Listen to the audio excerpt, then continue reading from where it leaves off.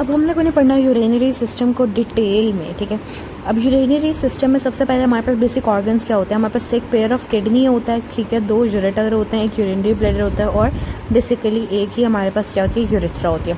अब हम यहाँ से देखते हैं सबसे पहले किडनीज़ जो हैं उनका क्या बेसिक फंक्शन होता है। किडनीज़ ने ना फिल्टर करना होता है ब्लड को, यूरिन बनाना होता है, वाटर, सॉल्ट्स और ब्लड की जो पीएच है उसको सबको एक रेगुलेशन में रखना होता है, उसको एक नैरो रेंज के अंदर रखना होता है। यूरेटर्स जो है वो यूरिन को किडनी से कैरी कर लेकर जाता है यूरिनरी ब्लैडर में। यूरिनरी ब्लैडर क्या होता है, टेम्परेरी यूरिन को स्टोर करता है और यूरिथ्रा जो है यूरिन को ब्लैडर से outside the body pass out कर देता है, ठीक है। यहाँ पे आप लोगों को ये रीनल वेन्स दिखते हैं, रीनल आर्टरीज दिख रही हैं और ये ऊपर हमारे पास एड्रीनल ग्लैंड्स प्रेजेंट है, ठीक है। अब यहाँ से हम देखते हैं स्ट्रक्चर ऑफ किडनी। हमारे पास किडनी की जो शेप है वो बीन शेप स्ट्रक्चर है किडनी।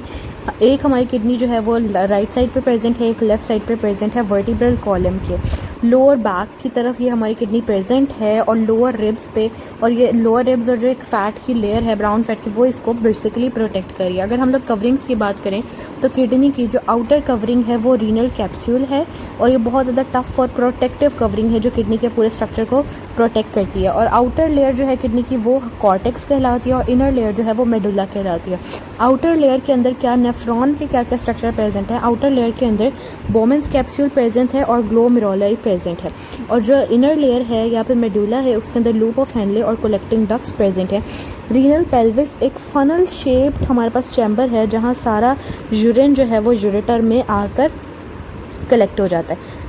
ये हम आगे सारे स्ट्रक्चर्स जो है ना वो डिटेल में देखेंगे। अब यहाँ से आप लोगों ने इसके एनाटॉमी देख लेनी है। ये वाला जो है हमारे पास आउटर जो है वो कैप्सूल है, फिर ये वाला जो रीजन है ये कॉर्टेक्स है, फिर जो इनर रीजन है वो हमारे पास क्या है, मेडुला। और यहाँ पे हमारे पास बेसिकली ये वाला जो रीजन है ना यहाँ पे एक हाइलस होता है, एक डिप्रेशन होता है जहाँ से सारी जो रीनल आर्टरी, रीनल वेन वगैरह चीज़ें एंटर भी कर रही हैं और लीव भी कर रही हैं। यूरेटर भी यहाँ से लीव कर रहा है। ये कॉर्टेक्स आपने देख लिया और ये रीनल पेल्विस का रीजन ये है जो फनल शेप यहाँ से एक रीजन बनता है जो सारे जो आपस में मिलके कलेक्टिंग डक्ट्स एक यूरेटर हमारे पास एट द एंड बनाते हैं। नेफ्रॉन का अगर हम लोग स्ट्रक्चर देखें, नेफ्रॉन बेसिक स्ट्रक्चर और फंक्शनल यूनिट है।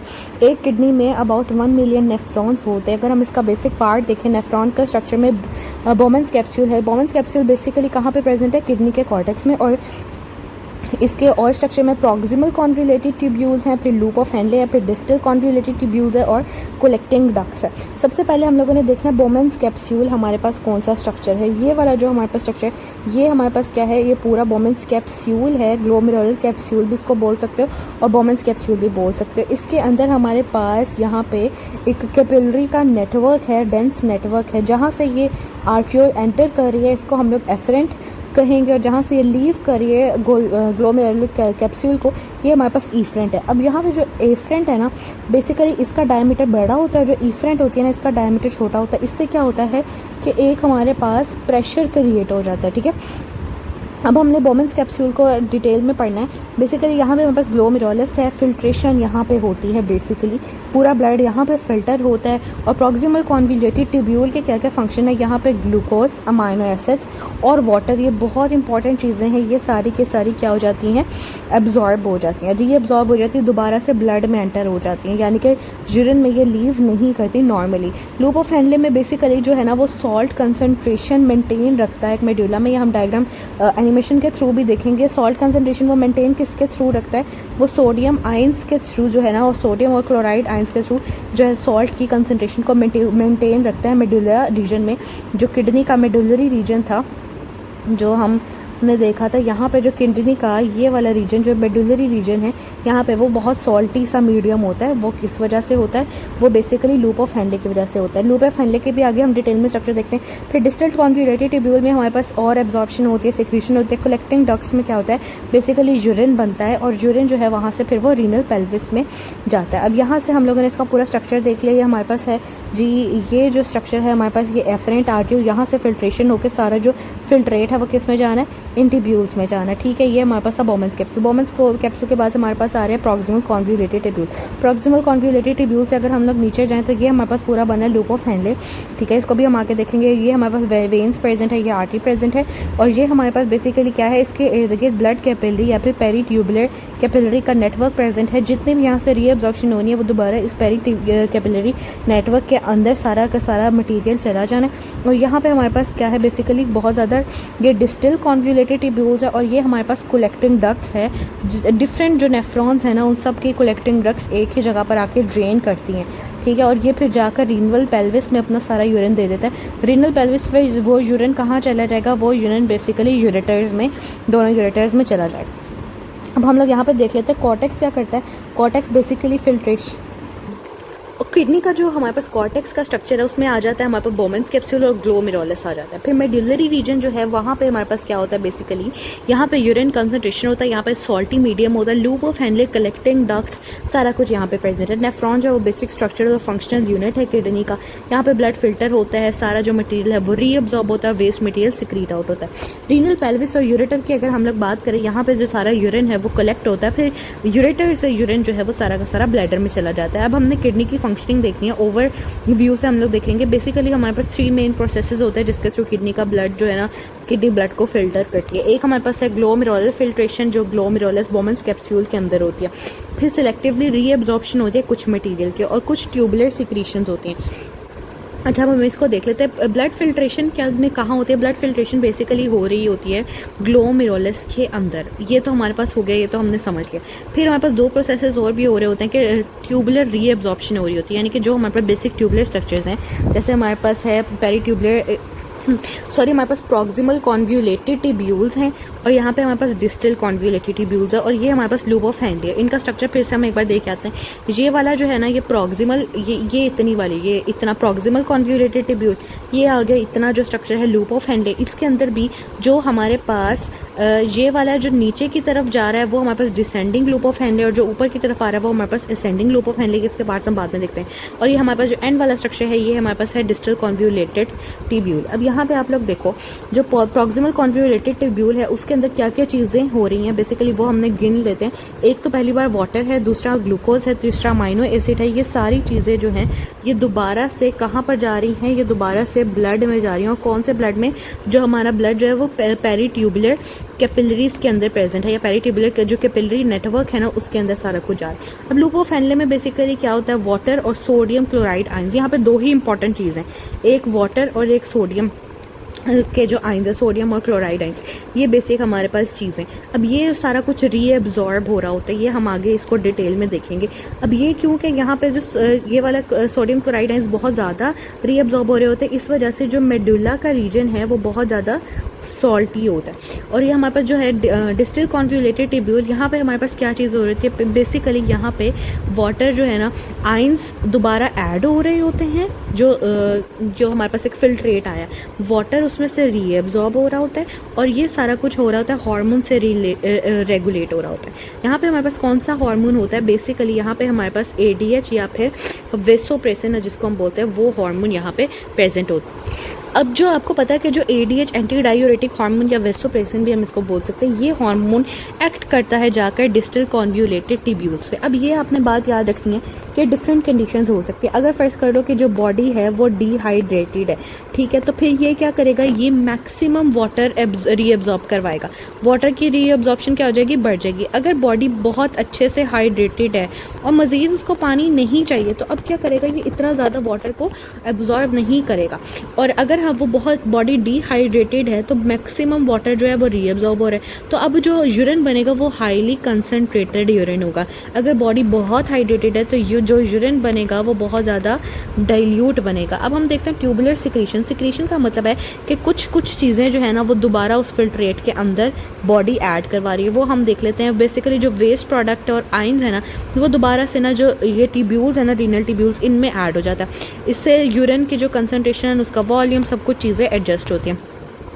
और फिर क्या होता है, यूरिन जो है ना वो ट्रांसपोर्ट हो जाता है, फिर एलिमिनेट हो जाता है। वो एलिमिनेट किसके थ्रू होता है, यूरेटर के थ्रू, और फिर यूरेटर से वो ब्लैडर में चला जाता है, ब्लैडर से आगे वो यूरेथ्रा में चला जाता है। ग्लोमेरुलर फिल्ट्रेशन को हम लोग ध्यान से पढ़ते हैं। बेसिकली ये कहाँ पे हो रहा होता है, ये बोमेंस कैप्सूल में हो रहा होता है। बोमेंस कैप्सूल कहाँ पे लोकेटेड है, बोमेंस कैप्सूल जो है वो रीनल कॉर्टेक्स के अंदर, जो इसका कॉर्टेक्स का रीजन बाहर आउटसाइड का रीजन है, वहाँ पे लोकेटेड है। फिर अगर हम लोग देखें प्रेशर की बात देखें, यहाँ पे बहुत ज़्यादा हाई प्रेशर फोर्सेज हैं बोमेंस कैप्सूल के अंदर।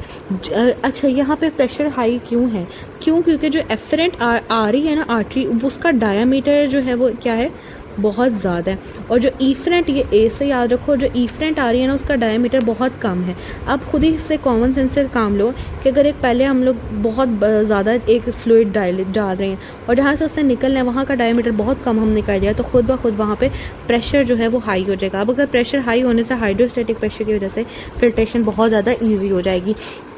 जो वाटर है, यूरिया है, सॉल्ट्स है, ये सारा कुछ जो है ना वो कहाँ चला जाएगा, ब्लड से जो आया है वो बोमेंस कैप्सूल के अंदर चला जाएगा, ठीक है, और वो उन ट्यूब्यूल्स के अंदर चला जाएगा। अब इसको हम लोग कहेंगे फिल्ट्रेट कहेंगे। ये काफ़ी हद तक मिलता जुलता है प्लाज्मा से, लेकिन प्लाज्मा के अंदर तो प्रोटीन होती है और वाइट ब्लड सेल्स होते हैं, लेकिन इसके अंदर बेसिकली प्रोटीन नहीं है और वाइट ब्लड सेल्स भी उतने ज़्यादा अमाउंट में नहीं है। अब इसका पर्पस क्या होता है कि बॉडी से हमने वेस्ट और स्मॉल जो मॉलिक्यूल्स हैं ना उनको निकालना होता है। सिलेक्टिव रीअब्जॉर्प्शन का क्या मतलब होता है कि जो proximal convoluted tubule, loop of Henle, collecting ducts और डिस्टल कॉन्वोल्यूटेड ट्यूब्यूल, इन सब में चीज़ें रीअब्जॉर्ब होती है। क्या क्या रीअब्जॉर्ब होता है, ग्लूकोज होता है, अमाइनो एसिड्स होता है, विटामिन होते हैं, आयंस होते हैं। जो अब आप ये देखो, जो चीज़ें रीअब्जॉर्ब हो रही है ना वो असल में बॉडी के लिए यूज़फुल है।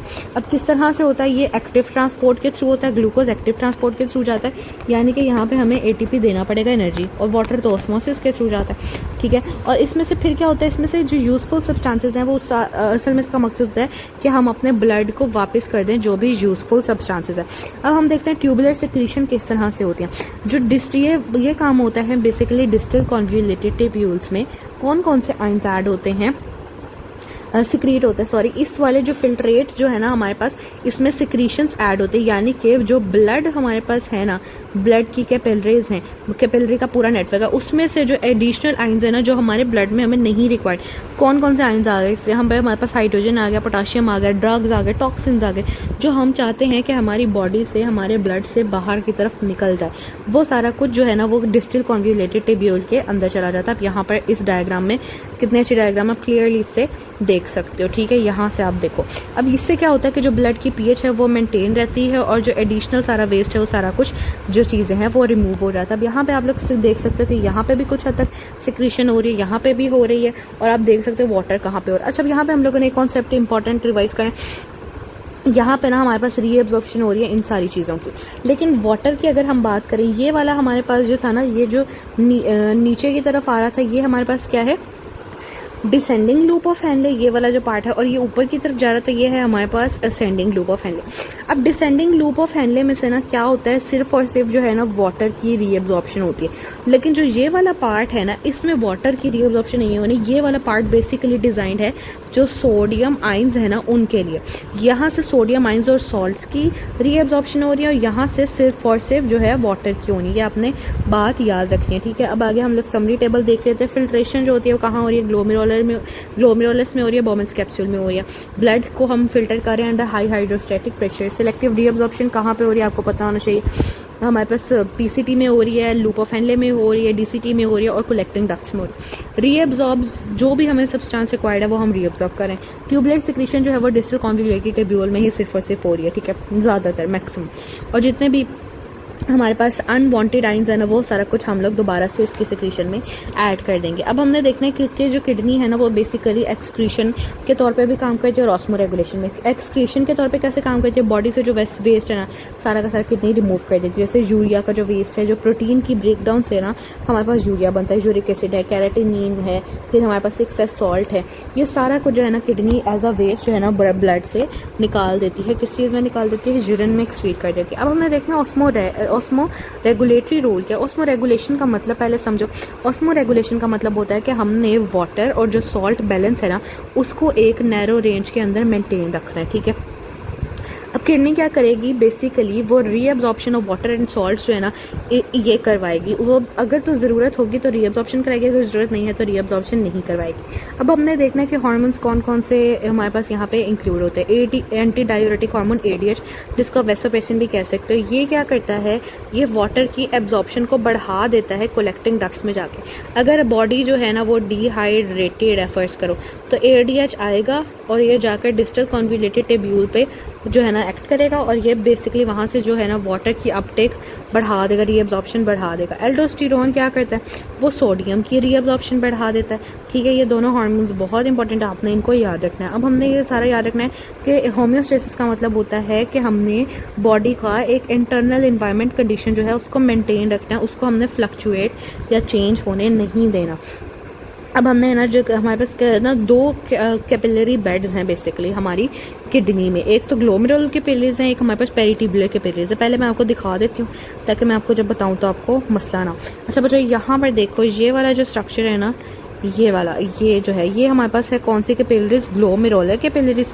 और पेरिट्यूबुलर जो हैं वो हमारे पास हैं, यहाँ पे देखो ये वाली जो है ग्लोमेरुलर कैपिलरीज है जो अंदर की तरफ प्रेजेंट है, और ये हमारे पास है जी पेरिट्यूबुलर कैपिलरीज। अब हमने देखना कि इन दोनों जो कैपिलरीज हैं इनमें इनके फंक्शन वगैरह में क्या डिटेल में डिफरेंस है।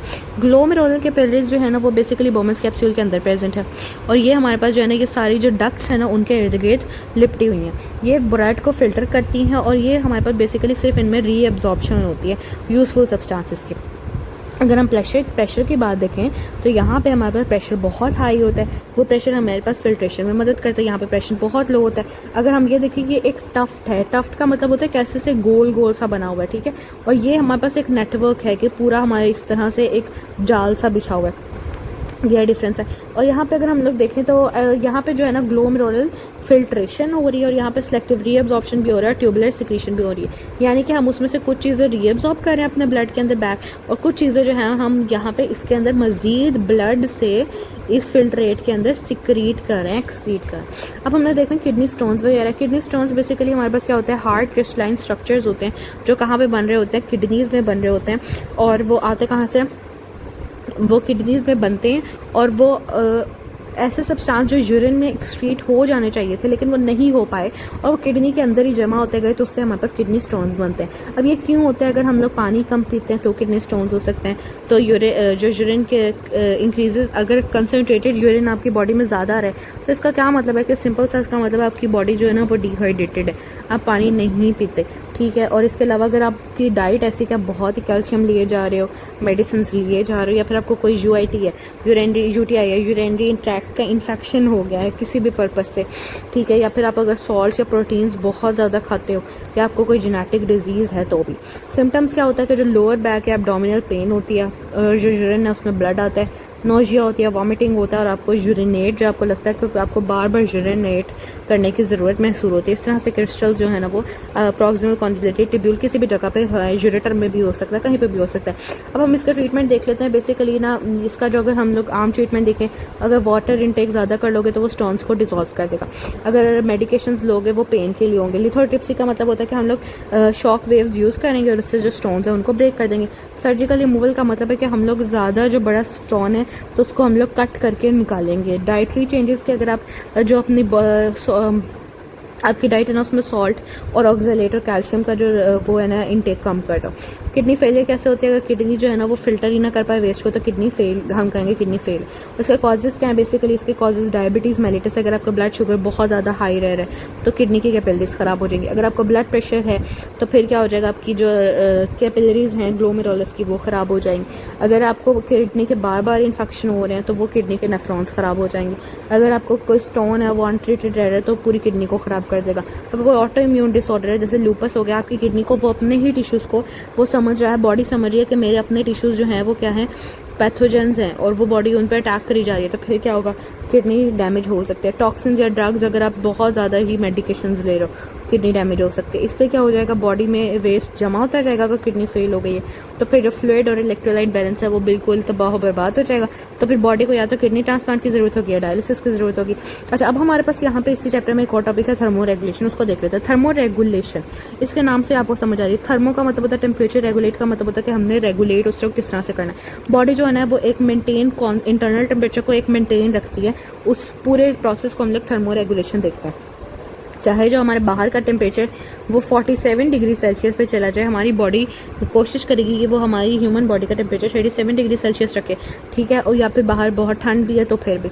अच्छा, ह्यूमन जो है ना वो होम्योथर्मिक है, यानी उन्होंने अपनी बॉडी का टेम्परेचर खुद से मेंटेन रखना होता है और उन्हें फ़र्क नहीं है कि बाहर क्या हो रहा है। अब हमने देखना कि किस तरह से होता है, ये इसकी हमें ज़रूरत ही क्यों है। हमें जो हमारी बॉडी के एंजाइम्स है ना वो बेस्ट वर्क करते हैं 37 पे, पूरी बॉडी के एंजाइम सिवाय जो लाइक कह लो कि जो मेल रिप्रोडक्टिव एंजाइम्स है ना वो 35 डिग्री सेल्सियस पे वर्क करता है, तो वो बॉडी से आउटसाइड है। लेकिन हमारी जो मैक्सिमम बॉडी के एंजाइम्स है वो 37 डिग्री सेल्सियस पे बेस्ट वर्क करते हैं, ठीक है। इसके अलावा मेटाबॉलिक जो स्टेबिलिटी है, इंटरनल एनवायरनमेंट कंडीशन हमारी बॉडी का तब स्टेबल रहेगा जब उसको यही एनवायरनमेंट, यही टेम्परेचर मिलेगा। सेल्स जो है वो अच्छा फंक्शन करते हैं इसी टेम्परेचर पे, और हमारी बॉडी जो है ना वो सर्वाइव कर सकती है बहुत लाइक डिफरेंट टेम्परेचर में, हॉट या कोल्ड क्लाइमेट्स में, लेकिन एक हद तक वो टेम्परेचर को मेंटेन रख पाती है। अब हमने देखना है कि किस तरह से हमारी बॉडी जो है ना थर्मो रेगुलेट करती है। बेसिकली ना सबसे पहले थर्मो रेगुलेशन में जो इन्वॉल्व हैं वो रिसेप्टर्स इन्वॉल्व हैं कि स्किन। अब वो रिसेप्टर्स क्या होते हैं कि हमारी स्किन के ऊपर रिसेप्टर्स होते हैं, टेम्परेचर देखते हैं, जिस अगर बाहर कोई भी चेंज हुआ है टेम्परेचर का वो उसको नोट करता है। फिर हमारे हाइपोथैलेमस में एक ना थर्मोस्टेट लगा होता है, वो डिटेक्ट करता है कि बॉडी का टेम्परेचर क्या है और बाहर का टेम्परेचर क्या है। फिर जो हमारे पास इफेक्टर्स हैं, ग्लैंड्स वगैरह, ये बेसिकली जो है ना एक कूलिंग या हीटिंग मैकेनिज्म को स्टार्ट करते हैं। अच्छा सॉरी, यहाँ पे देखो जो हमारे पास है ना स्वेट ग्लैंड्स, मसल्स और ब्लड वेसल्स वो कूलिंग या हीटिंग मैकेनिज्म ऑन करते हैं, जिससे हमारे पास थर्मो रेगुलेशन का प्रोसेस होता है। अब हमने देखना है कि नाइट्रोजनस बेस्ड कंपोनेंट्स हमारी बॉडी में कौन कौन से हैं, वो किस तरह से वर्क करते हैं। अच्छा, ये पढ़ाने से पहले ना मैं आपको ये टेबल पढ़ाती हूँ कि ताकि हमें पता हो कि हमारी बॉडी का टेम्परेचर चेंज हुआ है तो हम उसको किस तरह से मेंटेन रखेंगे। देखो, नॉर्मल हमारी बॉडी का टेम्परेचर जो है ना वो 37 डिग्री है ना, अगर तो बॉडी का टेम्परेचर चेंज नहीं होगा, वो इस पर ही खुश रहेगी। लेकिन अगर देखो कि बॉडी का ना टेम्परेचर बहुत ज़्यादा बढ़ गया है किसी भी वजह से, ठीक है, अब क्या हुआ, थर्मो रिसेप्टर्स जो है ना हाइपोथैलेमस में वो डिटेक्ट करेंगे कि भाई बॉडी का टेम्परेचर बढ़ गया। अब बॉडी ने फर्स्ट करो कि बॉडी का टेम्परेचर जो है ना वो 37 से 39 डिग्री सेल्सियस हो गया। अब बॉडी क्या करेगी, यहाँ पे वो ना जल्दी जल्दी पसीना आना शुरू हो जाएगा, स्वेटिंग हो जाएगी, वेसल्स जो हैं वो डायलेट कर जाएंगी, स्किन वाली वेसल्स, ठीक है, ताकि लाइक हमने वेसल्स को डायलेट कर रहे हैं ताकि हमारी बॉडी से जो हीट है वो लॉस ना हो। इसके अलावा जो हेयर्स जो है ना वो बॉडी में के बिल्कुल ऐसे इसके साथ फ्लैट हो जाएंगे, क्योंकि हेयर जो होते हैं ना वो इस तरह से अगर इस तरह खड़े हैं तो वो बेसिकली एक इंसुलेशन की लेयर होती है, लेकिन हमें इंसुलेशन नहीं चाहिए, हमारी बॉडी को ठंड नहीं लग रही, उसको गर्मी लग रही है, ठीक है। और इसके अलावा क्या हो जाएगा, बहुत ज़्यादा स्वेटिंग होगी। स्वेटिंग से क्या हो जाएगा, स्वेटिंग से आपको पता है एक कूलिंग इफेक्ट जो है वो बॉडी में प्रोड्यूस होगा, ठीक है। अब क्या होगा, इससे बॉडी का जो टेम्परेचर है वो डिक्रीज़ हो जाएगा, दोबारा से किस पे आ जाएगा, 37 डिग्री सेल्सियस पे। अच्छा, अब यहाँ पे बॉडी, अब यहाँ पे आ जाओ, फर्स्ट करो बॉडी का टेम्परेचर एकदम से हो गया जी डिक्रीज़, थर्मो रिसेप्टर्स को जी वो होश में आ गया कि नहीं नहीं ये क्या हो गया, बॉडी का टेम्परेचर जो हो गया 35 हो गया, 34 हो गया। अब वो देख रहे हैं कि बॉडी बहुत ठंडी हो रही है। अब वो क्या करेंगे, जल्दी जल्दी से वेजो कॉन्स्ट्रिक्शन करवाएंगे, शिवरिंग होगी, जल्दी से हाथ कांपेंगे। जब शिवरिंग होगी तो बहुत ज़्यादा लाइक कह लो कि मूवमेंट होगी ना मसल्स की, क्या होगी, शिवरिंग में जब कांपते हो मूवमेंट होगी और जो स्किन के जो हेयर हैं बाल इस तरह से खड़े हो जाएंगे ताकि एक इंसुलेशन की लेयर बन जाए और हीट जो है लॉस ना हो। फिर बॉडी का टेम्परेचर दोबारा से 37 डिग्री सेल्सियस के ऊपर आ जाएगा। अब यहाँ पे हमने देखना है कि नाइट्रोजनस वेस्ट के जो कंपाउंड्स है किस तरह से एक्सट्रीट हो रहे हैं। बेसिकली हमारे पास जो वेस्ट प्रोडक्ट होता है ना वो बनता है जब प्रोटीन और न्यूक्लिक एसिड का मेटाबॉलिज्म होता है, ब्रेक डाउन होता है। अगर हम इसके सोर्सेज देखें तो हमारे पास है जो ये वेस्ट के सारे सोर्सेज है, यूरिया है, यूरिक एसिड है, क्रिएटिनिन है और अमोनिया है, ठीक है। अब हमने देखना है कि किस अमाउंट में ये ह्यूमंस में बन रहा है। यूरिया जो है ना वो ह्यूमन बॉडी का मेजर नाइट्रोजनस वेस्ट है, यूरिन के अंदर होता है, और जो यूरिक एसिड है वो बहुत स्मॉल में होता है। अगर यूरिक एसिड बढ़ जाए ज़्यादा तो कौन सी डिजीज़ होती है, तो बेसिकली गाउट होता है, ठीक है। यूरिक एसिड के क्रिस्टल्स बनने लग जाते हैं जॉइंट्स में और वो बहुत पेनफुल होता है। क्रिएटिनिन होती है स्मॉल अमाउंट में होती है, यूरिन में निकल जाती है, ठीक है। और ये जो अमोनिया होता है ये बहुत ज़्यादा टॉक्सिक होता है, तो इसको बॉडी जो है वो यूरिया में कन्वर्ट कर लेती है। यूरिया जो है लेस टॉक्सिक होता है, ठीक है। अब यूरिया की ब्रेकडाउन कहाँ पे होती है, यूरिया बनता किस तरह से है, जो हमारे लिवर में अमाइनो एसिड्स की ब्रेकडाउन होती है ना, उससे यूरिया प्रोड्यूस होता है। और जब न्यूक्लिक एसिड्स जो हैं लाइक प्यूरिन्स की ब्रेकडाउन होती है तो हमारे पास यूरिक एसिड प्रोड्यूस होता है, लेकिन ये बहुत स्मॉल अमाउंट में होता है। जब कैरेटीन फॉस्फेट की ब्रेकडाउन होती है मसल्स में तो उससे हमारे पास कैरेटिनिन बनती है। और अमोनिया की हमारे पास फॉर्मेशन तब होती है जब हमारे पास अमाइनो एसिड डी अमाइनेशन होती है। और अमोनिया जो है ना वो बहुत ज़्यादा टॉक्सिक है हमारी बॉडी के लिए, इसलिए हमारी बॉडी फ़ौरन से उसको यूरिया के अंदर कन्वर्ट कर लेती है जो लेस टॉक्सिक है। यूरिया जो है वो प्राइमरी नाइट्रोजनस वेस्ट है ह्यूमन बॉडी के अंदर। अमोनिया जो है बहुत ज़्यादा टॉक्सिक है, बॉडी इसको फ़ौरन से यूरिया में कन्वर्ट कर देती है। बेसिकली लिवर इसको कन्वर्ट करता है। यूरिक एसिड और जो क्रिएटिनिन है वो भी बॉडी से एलिमिनेट होता है, लेकिन बहुत स्मॉलर अमाउंट्स में। अब यूरिया साइकिल हम लोग देख लेते हैं कि यूरिया किस तरह से हमारी जो साइकिल है इसका किस तरह से कन्वर्ट होता है। अच्छा, अब इसमें आपने देखना है कि जो हमारी बॉडी के लिए ना ammonia very very highly toxic है, ठीक है। अब अमोनिया को हमने ख़त्म करना है और उसको हम लोगों ने कन्वर्ट करना है किसी लेस टॉक्सिक सब्सटेंस में। अब वो हम इस पूरे साइकिल के थ्रू करेंगे। हमारी बॉडी जो होती है ना, वो लिवर जो है बेसिकली हमारा वो बेसिक ऑर्गन है जो अमोनिया को लेता है और अमोनिया को कार्बन डाइऑक्साइड के साथ मिला के वो बना देता है कार्ब अमाइलो फॉस्फेट। अब ये कार्ब अमाइल फॉस्फेट जो है वो इस साइकिल में एंटर होता है। उससे क्या होता है, जो सिट्रोलिन है ये बेसिकली कन्वर्ट हो जाता है आर्जिनोसक्सिनेट में। किसकी हेल्प से, एस्पार्टेट की हेल्प से, ठीक है। और यहाँ पे हमारे पास एंजाइम क्या लगता है, आर्जिनोसक्सिनेट सिंथेटेज एंजाइम लगता है हमारे पास इस स्टेप में, जो आर्जिनोसक्सिनेट को सिंथेसाइज करता है, उसको बनवाता है। फिर यहाँ पे हमारे पास एक और एंजाइम यूज़ होता है आर्जिनोसक्सिनेट लाइएज, जो लाइएज का मतलब होता है ब्रेकडाउन करना। ये आर्जिनोसक्सिनेट की ब्रेकडाउन करवाता है और फ्यूमरेट जो है ना इस रिएक्शन में यहाँ से निकल जाता है। अब आर्जिनिन हमारे पास रह गया। अब आर्जिनिन जो है वो कन्वर्ट हो जाता है आर्जिनेज एंजाइम की मदद से ऑर्निथीन में, और इस स्टेप में यूरिया जो है वो एक्सक्रीट आउट हो जाता है और दोबारा से ये जो ऑर्निथीन है ये दोबारा से कन्वर्ट हो जाता है सिट्रोलिन के अंदर। साइकिल पूरा चलता रहता है, ठीक है। और ये एंजाइम यहाँ पे लगता है ऑर्निथीन ट्रांस कार्बोमाइलेज। ये आपने एंजाइम से भी नाम याद कर लेना है। अब देखो ये जो यूरिया हमारे पास निकला है ये यूरिया ब्लड स्ट्रीम में जाता है, फिर ब्लड से ग्लोमेरुलस में फिल्टर होता है किडनी में, और फिर यूरिन के थ्रू जो है बॉडी से एक्सक्रीट आउट हो जाता है। यहाँ पे मैं आप लोगों को एक एनिमेशन दिखाऊंगी जिससे मजीद आपका ये सारा कुछ क्लियर हो जाएगा और फिर हम नेक्स्ट चैप्टर स्टार्ट करें। अच्छा, अब यहाँ पे हम लोगों ने देखना है कि ओवरऑल यूरिन जो है ना वो किस तरह से प्रोड्यूस होता है, क्या क्या इसके स्टेप्स है। अच्छा, अब सबसे पहले ये हमारे पास किडनीज़ हैं। अब यहाँ पे आर्टरी देखो जो रेड वाली है वो हमारे पास रीनल आर्टरी है, ब्लड यहाँ से एंटर होता है, और ये रीनल वेन है, और ये ना इस तरह के लोब्यूल्स के अंदर डिवाइडेड होती है, ठीक है। हर जो हमारे पास एक लोब्यूल है ना उसके अंदर मिलियंस ऑफ नेफ्रॉन्स प्रेजेंट है। एक किडनी में 1 मिलियन नेफ्रॉन्स प्रेजेंट है, ठीक है। आउटर रीजन पे एक कॉर्टेक्स है, यहाँ पे हमारे पास एक ग्लोमेरुलस वगैरह प्रेजेंट है, और अंदर साइड पे हमारे पास लोब ऑफ फेनले प्रेजेंट है। ये हमारे पास रीनल वेन है जो यहाँ से ब्लड जो फिल्टर्ड हो चुका है उसको लेकर जाते हैं। ये हमारे पास यूरेटर है, ठीक है। यहाँ से यूरेटर में से सारा जो यूरिन है वो यूरेटर में से ब्लैडर में चला जाता है। ये नेफ्रॉन का स्ट्रक्चर है, ये सारा स्ट्रक्चर मैं आपको ऑलरेडी पढ़ा चुकी हूँ। अच्छा, अब यहाँ पर आप लोग देखो कि ये हमारे पास बोमेंस कैप्सूल है, ये रीनल ट्यूब्यूल है, कलेक्टिंग डक्ट्स हैं, और काफ़ी ज़्यादा जो नेफ्रॉन्स है ना उनकी कलेक्टिंग डक्ट्स मिलकर ये वाली पूरी डक्ट बनाते हैं, ठीक है। अब यहाँ पे हमारे पास डिफरेंट स्टेप्स होते हैं, ये हमने देख लेना है। देखो हमारे पास यहाँ पे स्टेप्स क्या होते हैं, हर जो पार्ट है ना उसमें कोई एक अलग से हमारे पास, जैसे यहाँ पे फिल्ट्रेशन होते हैं, ग्लोमेरुलर फिल्ट्रेशन, और यहाँ पे हमारे पास क्या होती है, रीएब्जॉर्प्शन होती है और सिक्रीशन होती है, ठीक है। और तीसरा स्टेप यहाँ पे हम वाटर को भी रीएब्जॉर्ब कर लेते हैं अपने लाइक वेस्ट नहीं होने थे। एफरेंट जो आर्ट्रियोल है उसका जो यहाँ पे डायमीटर है वो ज़्यादा बड़ा है, और ईफ्रेंट आर्ट्रियोल का डायमीटर छोटा है, जिसकी वजह से यहाँ पे एक हाइड्रोस्टैटिक प्रेशर जनरेट होता है जो मैंने आपको अभी दिखाया था, ठीक है। यह ग्लोमेरुलस है, यहाँ से हमारे पास ब्लड आता है और ब्लड जो है वो सारा फिल्टर होता है। सारा जो फिल्टर है ना वो मटेरियल यहाँ पर इसका निकल जाता है। अब देखो यहाँ से जो सारा फिल्टर मटेरियल है वो यहाँ से इसके अंदर निकल रहा है। अब इसमें हमारे पास वाटर होगा, इनऑर्गेनिक आयंस होंगे, ग्लूकोज होगा, लेकिन अभी इसमें बहुत काम की चीज़ें, इसलिए हमें यहाँ से इसको हम लोग बेसिकली GFR कहते हैं कि जितना हमारे पास फिल्ट्रेट 1 मिनट में हो रहा है ना उसको हम लोग GFR हो रहे हैं, ठीक है। अब ये GFR कौन कंट्रोल करता है, हमारी किडनी की ऑटो रेगुलेशन किडनी खुद से कंट्रोल करती है। इसके वजह से इसको हार्मोन्स कंट्रोल करते हैं, और हमारा जो सिंपैथेटिक स्ट्रेस और स्ट्रेस वाला हमारा फाइट और फ्लाइट रिस्पॉन्स होता है वो इसको पूरे को कंट्रोल करता है कि हमारी किडनी का GFR कितना है, वो एक टाइम में कितना कर रही है। अगर हम लोग फिल्ट्रेट वॉल्यूम की बात करें तो वुमेन जो है वो 150 लीटर पर डे पूरी उनका किडनीज फिल्टर करती है, मैन में 180 लीटर पर डे होता है। अब यूरिन की अगर हम लोग बात करें, इसमें से सिर्फ और सिर्फ 1% यूरिन बनता है, 99% जो सारा मटीरियल है वो दोबारा रीअब्जॉर्ब हो जाता है हमारे ब्लड के अंदर। अब आप देखो कि क्या इसका प्रॉपर रेट है। ये हमारे पास पेरीट्यूबुलर कैपिलरीज हैं, इसके अंदर सारी रीअब्जॉर्प्शन होनी है, ठीक है। और अब हम यहाँ से पूरा स्ट्रक्चर देखते हैं कि किस चीज़ की रीअब्जॉर्प्शन हो रही है। ये हमारे पास बेसिकली है PCT जो हमारे पास प्रॉक्सिमल कॉन्वोल्यूटेड ट्यूब्यूल का स्ट्रक्चर है।